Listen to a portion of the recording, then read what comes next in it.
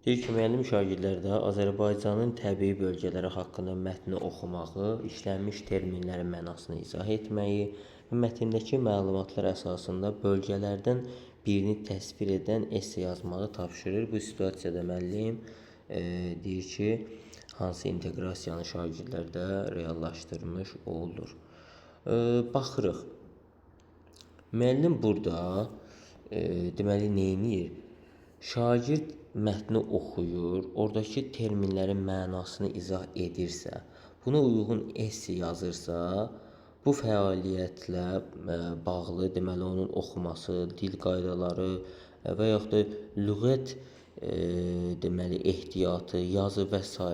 bu Azərbaycan dilinin müxtəlif məzmun xəttləri arasında əlaqə olduğuna görə bu fəndaxili inteqrasiya adlanır. Yəni fəndaxili inteqrasiya sayılır.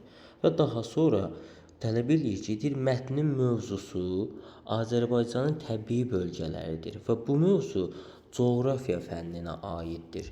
Yəni coğrafiya fənninə aid bilikləri əhatə etdiyi üçün Azərbaycan dili dərsliyi ilə coğrafiya fənni arasında əlaqə yaratmış olur.